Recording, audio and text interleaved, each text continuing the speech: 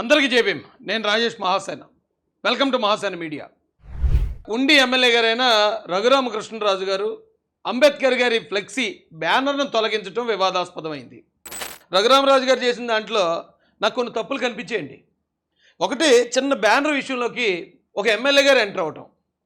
సరే, ఎంటర్ అయితే ఎంటర్ అయ్యారు ఆ విషయంలోకి. ఆయన పోలీసు వారితో చెప్పడం, లేదా ఎంఆర్ఓ కానీ ఎండిఓ కానీ వాళ్ళతో చెప్పకుండా సాక్షాత్తు ఒక ఎమ్మెల్యే గారే అక్కడికి ఎంటర్ అయిపోయి బ్యానర్ తొలగించే ప్రయత్నం చేయడం అనేది రెండో తప్పండి. ఆ తొలగించేటప్పుడు అక్కడున్న జనాలు అలా ఉద్రేకాలు, ఈలలో, గోలలో, అది మూడో తప్పండి. తొలగించడం మాత్రం తప్పు కాదండి. ఒకవేళ అడ్డంగా ఉంటే, ఇబ్బందికరంగా ఉంటే తొలగించడం కరెక్టే. కానీ ఈ తొలగించే విధానాల్లో ఈయన ఎంటర్ అవ్వటం, ఈయన ఇన్వాల్వ్ అవ్వటం, ఈయన వచ్చి లాగేయటం, పీకేయటం, ఇవన్నీ ఒక ఎత్తు అయితే, ఆయన అక్కడే మాట్లాడారండి. ఏదో స్టేజ్ మీద ఒక మీటింగ్ పెట్టి మాట్లాడారు. అది ఇంకా దారుణంగా అనిపించిందండి నాకు. చాలా చాలా అంటే చాలా హర్టింగ్ అనిపించింది నాకు. అయితే ఏంటి, ఇప్పుడు మొన్నటిదాకా జగన్తో పోరాడిన మనం అందరూ అభిమానించిన మన త్రిపుల్ గారైనా ఇలా చేస్తున్నారు, ఆయననే ఇలా మాట్లాడుతున్నారు. ఆయన్ని మా వాళ్ళు ఎంతోమంది అభిమానించేవాళ్ళు అండి. నిజంగా ఈ ఒక్క ఇష్యూతో ఆయన మీద ఉన్న అభిమానం మొత్తం పటాపంచలైపోయింది. అభిమానం మొత్తం పోయిందండి. చూసాడంటే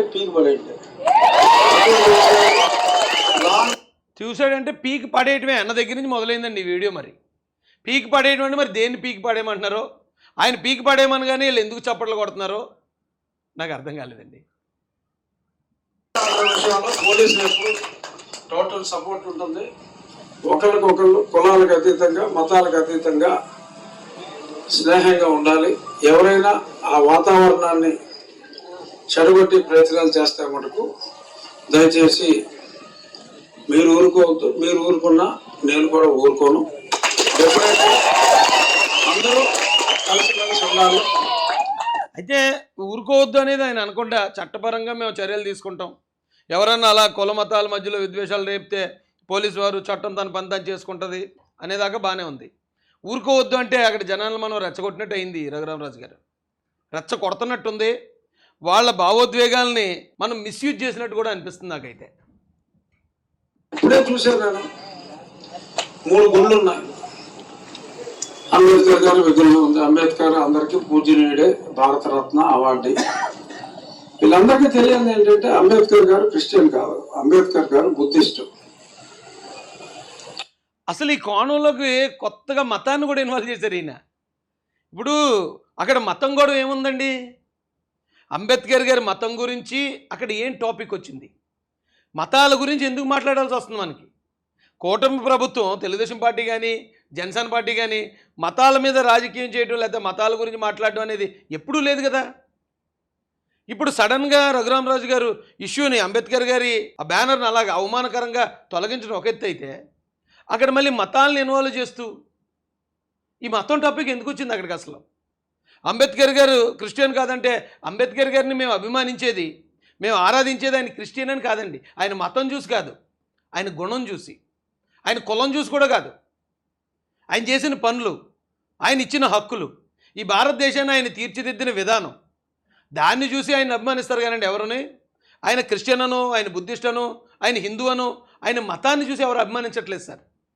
దయచేసి అంబేద్కర్ గారికి కూడా ఈ మతం రంగు పొలవటం, ఆయన్ని కూడా ఒక మతం రొచ్చులోకి లాగే ప్రయత్నం దయచేసి ఎవరు చేయొద్దండి. హృదయపూర్వకంగా రిక్వెస్ట్ చేసి అడుగుతున్నాను నేను. ఆయనకి భగవంతుడు బుద్ధుడు, గౌతమ బుద్ధుడు ఆయనకి భగవంతుడు.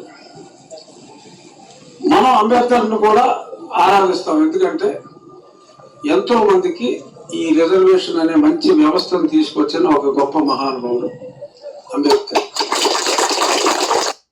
అంబేద్కర్ గారిని కూడా రిజర్వేషన్లు మాత్రమే తీసుకొచ్చిన వ్యక్తిగా రఘురామరాజు గారు మాట్లాడడం కూడా నాకు నచ్చలేదండి. ఖండిస్తున్నాను నేను దాన్ని. కానీ మన మనోభావాలని అడ్డుకునే హక్కు ఎవరికి లేదు. వాళ్ళు అంబేద్కర్ని పూజించుకునేవ్వండి. వాళ్ళు క్రిస్టియన్ అయినా బుద్ధ భగవాన్ని పూజించి అంబేద్కర్ని పూజించుకునేవాళ్ళు, తప్పులేదు. కానీ చుట్టూ ఉన్న మన గొల్లకి అడ్డం పెట్టి ఎవరు వస్తారో చూస్తాను, ఎలా వస్తారో చూస్తానంటే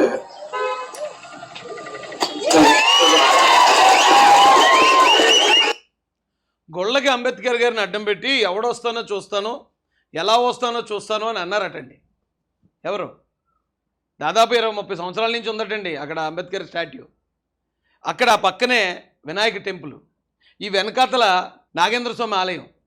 ఈ మూడు ఒకచోటే 20 సంవత్సరాల నుంచి మత సామరస్యాన్ని వెల్లివిరుస్తున్నాయండి అక్కడ. ఉండి నియోజకవర్గంలో రామరాజు గారు ఎమ్మెల్యేగా ఉన్నారు. అంతకుముందు చాలామంది ఎమ్మెల్యేలు వచ్చారు. ఎప్పుడూ ఇబ్బంది రాలేదండి అక్కడ. కొత్తగా ఇప్పుడు వచ్చింది ఆ ఇబ్బంది. కొత్తగా ఇప్పటివరకు అంబేద్కర్ గారి విగ్రహం ఉంది, ఆ పక్కన వినాయకుడికి పూజలు జరిగేటప్పుడు అవి జరిగాయి, అంబేద్కర్ గారి జయంతి జరిగినప్పుడు ఆ జయంతి జరిగింది, నాగేంద్ర స్వామికి పూజలు జరిగేటప్పుడు ఆ ఏలూరుపాడులో ఉన్న అన్నదమ్ములు ఎవరైతే ఉన్నారో, హిందువులు కానీ దళితులు కానీ అంబేద్కరిస్టులు కానీ ఎవరైతే ఉన్నారో వాళ్ళందరూ అన్నదమ్ముల్లో ఉన్నారు ఇప్పటి వరకు. ఆ పక్కనే రంగా గారి విగ్రహం, రాజీవ్ గాంధీ గారి విగ్రహం కూడా ఉన్నట్టుంది ఆ పక్కనే. ఏ ఇబ్బంది లేదు ఇప్పుడు దాకా. ఫస్ట్ టైం త్రిపుల్ ఆర్ గారు వెళ్ళడం, అక్కడ అంత దురుసుగా ఆ బ్యానర్ లాగటం, ఇప్పుడు అక్కడ 2 వర్గాలుగా చీలిపోయిందండి గ్రామం. గ్రామం మాత్రమే కాదు, రాష్ట్రం అంతా కూడా ఇది కొత్త కొత్త ఉడుకుతూ ఉంది. ఎప్పుడు ఏం జరుగుతుందో అనే పరిస్థితిలో. ఎందుకండి ఇంత? ఇప్పుడు ఈ టైంలో ఆ జగన్మోహన్ రెడ్డి ఆ లడ్డూల్లో చేసిన దారుణాన్ని దేశం అంతా తూర్పారపడుతుంది. ఈ సమయంలో ఆ టాపిక్ అంతా మర్చిపోయేలాగా అసలు ఈ టాపిక్ ఎందుకు తీసుకొచ్చారు రఘురామరాజు గారు మీరు? ఇప్పుడు ఏంటి అంత అవసరం ఏంటి? బ్యానర్ అడ్డు ఉంది, ఎంఆర్ఓ గారికి చెప్పి వాళ్ళని కూర్చోబెట్టి ఆ బ్యానర్గా పలానా వెళ్ళడానికి అడ్డు ఉంది, దాన్ని తొలగించి వేరే చోట పెట్టుకోండి అంటే వాళ్ళు తీసి వాళ్ళు పెట్టేసుకో, అయిపోయింది. అయిపోయిన దానికి అక్కడ అంబేద్కర్ గారికి అవమానం, మళ్ళీ దాన్ని అలా మతాల వైపు తీసుకురావటం, అంబేద్కర్ గారికి మతాన్ని పొలవటం, మళ్ళీ అసలు ఏంటి? ఆ రఘురామరాజు గారు ఏ మాట కూడా ఆయన ఆలోచించకుండా మాట్లాడతారు అయితే నేను అనుకోవట్లే. ఏది ఉన్నా సరే ఆయన చాలా తెలివైనడు, చాలా పెద్ద ప్రణాళికతో ఆయన మాట్లాడతాడు, ఏం మాట్లాడినాను. మరి ఇప్పుడు ఈ సడన్గా ఈ మతాల విషయం ఉండి నియోజకవర్గంలో ఎందుకు వచ్చిందో నాకు అర్థం కావట్లేదండి. అక్కడున్న జనసేన వాళ్ళు కానీ, అక్కడున్న కాపులు కానీ, ఎస్సీలు కానీ, వైసీపీ వాళ్ళు, టీడీపీ వాళ్ళు అందరూ అన్నదమ్ములాగా ఉన్నారు ఇప్పుడు దాకా. సడన్గా ఇప్పుడు 2 ముక్కలు అయిపోయిందండి ఊరది.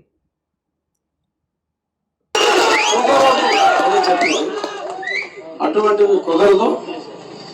ఆ 2-3 మీద మీరు కంప్లైంట్ ఇవ్వండి. ఏ కులమైనా పర్వాలేదు, ఏ మతమైనా పర్వాలేదు, అందరికీ సమ్మతంగా ఉండే వాళ్ళే ఉంటారు. నా మతం నా ఇష్టం, నీ గుడి నేను కూలగొడతాను, రాముడి తలకాయ నరికేస్తాను, నా ఇష్టం అంటే కుదరదు. మీరు గుడి కూలగొడతానని అక్కడ ఎవరైనా అన్నారండి ఏలూరుపాడులో? లేకపోతే రాముడు తలకాయ నరికినోళ్ళు ఎస్సీలని ఎవరైనా కన్ఫర్మ్ చేశారండి? లేదా రాముడు తలకాయ నరికినోళ్ళు పలానా క్రిస్టియన్స్ అని ఏ ఇన్వెస్టిగేషన్ ఏజెన్సీ అన్నా చెప్పిందండి? దాన్ని కూడా వీళ్ళకి ఎందుకు ఆపాదిస్తున్నారు రఘురామరాజు గారు? ఆ ఏలూరుపాడులో ఉన్న వాళ్ళ కుర్రోళ్ళు ఎవరైతే ఉన్నారో అమాయకులు కదా వాళ్ళు, వాళ్ళ మీద దేశంలోనే ఒక పెద్ద వాల్యూ ఉన్న మీరు బ్రహ్మాస్త్రం ఎక్కువ పెడతారా? వాళ్ళ మీద కేసులు పెట్టడానిక? ఎందుకు చేస్తున్నారండి ఇది? ఇప్పుడు ఏంటి అవసరం? ఇప్పుడు ఈ రాష్ట్రంలో జరుగుతున్నది ఏంటి?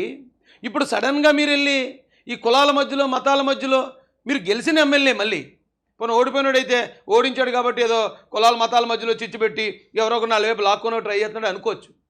అరే మిమ్మల్ని బంపర్ మెజార్టీతో అక్కడున్న హిందువులు కానీ, క్రైస్తవులు కానీ, దళితులు కానీ మిమ్మల్ని నెగ్గించారు. ఈ సమయంలో చిన్న బ్యానర్ ఇష్యూవా ఇది? 5 అడుగుల వెడల్పుని 4 అడుగుల పొడవు ఆ బ్యానర్ ఇష్యూ. సమాఖ్యంగా ఉండండి. మన ఇష్టమైన దేవుణ్ణి మనం పూజ చేసుకుంటాం. ఏ దేవుణ్ణి మనం కించపరచాం. మన దేవుణ్ణి ఆరాధిస్తాం, పక్కవారి దేవుణ్ణి ఇష్టపడతాం. ఆరాధన వేరు, ఇష్టం వేరు. అసలు ఇక్కడ పక్క వాళ్ళ దేవుడు అనే టాపిక్ లేదండి. అక్కడ అంబేద్కర్ గారి టాపిక్, అక్కడ అంబేద్కర్ గారి బ్యానర్ టాపిక్. కానీ మన దేవుళ్ళు వాళ్ళ దేవుళ్ళు అని మేము అనుకోవట్లేదు సార్. అలాగే ఎప్పుడని అంబేద్కర్ గారి స్టాట్యూ పక్కన చుట్టూరా నేను పొద్దున్న చూపించాను వీడియోలో, ఈ పక్కన పవన్ కళ్యాణ్ గారు ఉన్నారు, ఆ పక్కన నారా చంద్రబాబు నాయుడు గారు, మా లోకేష్ గారు ఉన్నారు, ఇంకో పక్కన ఇంకొకరు ఉన్నారు. నాయకులు అందరూ అన్ని కులాల నాయకులు ఉంటారండి. రాజశేఖర రెడ్డి బొమ్మని, లేకపోతే జగన్మోహన్ రెడ్డి ఫ్లెక్స్ని అతను రెడ్డి గారులు, వీళ్ళ చౌదరి గారులు, వీళ్ళ కాపు గారులు, వీళ్ళ రాజు గారులు అనుకోవండి. మేము అందరినీ తెచ్చి అంబేద్కర్ గారు పక్కన పెట్టుకుని ఆనందిస్తాం. సినిమా హీరోలు అందరూ కూడా ఆయన ఏ కులస్తుడైనా సరే సినిమా హీరోల ఫ్లెక్స్లు కూడా మా వాళ్ళు అంబేద్కర్ గారు బొమ్మ చుట్టూరు పెట్టుకుంటారు. అరే అలాంటిది ఇదేంటండి? ఇంత మార్పు ఎలాగొచ్చింది మీలో? ఇది మీ దేవుడు మా దేవుడు, అక్కడ అంబేద్కర్ ఇష్యూ అయితే దేవుళ్ళ ఇష్యూలోకి రాముడు తలకాయ నరికేశారు అంటున్నారు. ఏలూరుపాడులో ఉన్న అమాయకులు సార్ వాళ్ళు. వాళ్ళకి ఏమీ తెలియని అమాయకులు వాళ్ళు. వాళ్ళ మీద అక్కడున్న ఇప్పుడు ఈ మీటింగ్లో కూర్చున్న వాళ్ళు కూడా అమాయకులే, వాళ్ళకి తెలీదు.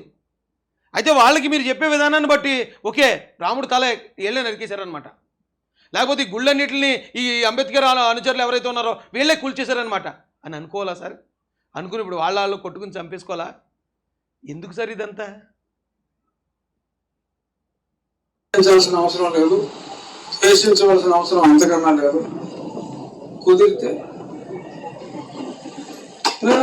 అంతే తప్ప ఇలాగా వ్యక్తి విగ్రహాలు పెట్టుకుని మనం భగవంతుడిగా భావించే నాగేంద్ర స్వామిని కానీ అమ్మవారిని కానీ అవమానించటం. వ్యక్తి విగ్రహాలు పెట్టుకుని నాగేంద్ర స్వామిని అమ్మవారిని అవమానిస్తున్నారు అంటున్నారు రఘురామరాజు గారు. అయితే ఆ విగ్రహం పెట్టిన తర్వాతే వెనకాతల నాగేంద్ర స్వామి గారి అది కట్టడం జరిగిందటండి. ముందే విగ్రహం, తర్వాతే నాగేంద్ర స్వామి గారు వచ్చారు. అంతే తప్ప నాగేంద్ర స్వామి గారు అక్కడ ఉండగా అడ్డంగా అంబేద్కర్ గారి విగ్రహం కట్టలేదండి. కాస్త మీరు ఈ ముందు వెనక్కి ముందుకి చెప్పడంలో చాలామంది అపార్థం చేసుకుంటారు సార్. వ్యక్తి విగ్రహాలు కట్టుకుని అక్కడ నాగేంద్ర స్వామిని లేకపోతే అమ్మవారిని అవమానించలేదండి ఎవరుని. ఇప్పుడు దాదాపు 15-20 సంవత్సరాల నుంచి వాళ్ళంతా కలిసిమెలిసి ఉన్నారు సార్. ఈవేళ మీరు ఎలూరుపాడికి వెళ్ళారు, ఈవేళ ఇష్యూ వచ్చి ఆ గ్రామం 2 ముక్కలు అయిపోయింది, కానీ ఇప్పటివరకు ఎటువంటి ఇబ్బంది లేదు సార్ అక్కడ. కుదరదు. ఇప్పుడు నేను వచ్చిన తర్వాత అదే చూశాను. మరి ఇటువంటివి జరగకుండా ఉండాలంటే మరి ఎవరైనా ఒకళ్ళిద్దరు రౌడీ ఎలిమెంట్స్ లాగా ఉంటే కనుక మరి వారిని సరైన మార్గంలో పెట్టే ప్రయత్నం అయితే చేద్దాం. సో ఫైనల్గా మీ ఊరు ఇప్పుడు అక్కడ ఏమన్నా ఒక ఊరు ఉన్నప్పుడు 2 కులాలు ఏమన్నా బలమైన కులాలు ఉంటే వాళ్ళ మీద మధ్యలో ఆధిపత్య పోరు ఉంటుంది. అక్కడ దాదాపు 2000 ఓటింగ్ దళితులు, 2500 కాపు సోదరులు ఉన్నారట. అందరూ మంచిగానే ఉంటారు వాళ్ళని, అందులో 10 మంది ఇందులో 10 మంది ఉంటారు, మొత్తం వనం అంతా చెడగొట్టడానికి. సో ఇలాంటి పరిస్థితుల్లో ఒక ఎమ్మెల్యేగా, ఒక అధికార పార్టీ ఎమ్మెల్యేగా ఆ గ్రామాన్ని సందర్శించిన రఘురామరాజు గారు ఒక పక్షం తీసుకుని రెండో పక్షం మీద ఈ పక్షానికి ద్వేషం నింపటం, అది అసలు ఎంతవరకు న్యాయం సార్? అది నాకే చాలా బాధేస్తుంది నిజంగా. నేను ఇలా మాట్లాడిన మామూలుగా అయితే ఇది నా స్టైలే కాదు. కాకపోతే చంద్రనాయుడు గారు, లోకేష్ గారు పార్టీ విధానాలు, అధికార ప్రతినిధి చేతులు కట్టేసేశారు. నిజంగా నేను ఇలా మాట్లాడను, ఎందుకంటే అంబేద్కర్ గారు అంటే మాకు ఇంకా సర్వస్వం ఆయనే. ఆయన లేకపోతే అసలు మేము లేవండి. మేము ఒక్కడమే కాదు, మీరు కూడా లేరు రఘురామరాజు గారు. అలాంటి పరిస్థితుల్లో అంత ఆయన మీద అంత ద్వేషాన్ని నింపేయటం, ఆయన ఇతర కులాలకు, అక్కడ ఉన్న ఇతర కులాలకు కానీ ఆ హిందూ మతంలో ఉన్న మిగతా సోదరులకి ఆయన్ని శత్రువుగా చూపించాలని ప్రయత్నించటం, ఇది తట్టుకోలేకపోతున్నామండి మేమైతేనే. చాలా అవమానాలు పడుతున్నాం. మా వల్ల ఆయన అవమానాలు పడుతున్నాడా, మా కోసం కొన్ని రిజర్వేషన్లు కేటాయించడం వల్ల ఆయన ఇలాంటి దాడులకు గురవుతున్నాడు మాకు అర్థం కాదు. కానండి ఆయన చనిపోయిన తర్వాత కూడా విగ్రహాల మీద దాడులు జరగటం, బ్యానర్లు చింపటం, ఇలాంటి అవమానాలన్నీ ఈ ప్రపంచ చరిత్రలో ఒక బాబాసాహెబ్ అంబేద్కర్ గారికే జరుగుతున్నాయండి. వేరే ఎవరి మీద జరగవు. చనిపోయిన తర్వాత వాళ్ళ విగ్రహాలు ఉంటాయి తప్ప ఆ విగ్రహాల మీద దాడులు అనేది ఒక్క బాబాసాహెబ్ అంబేద్కర్ గారి మీద జరుగుతున్నాయి. బాధగా ఉందండి చెప్తుంటేనే ఇది.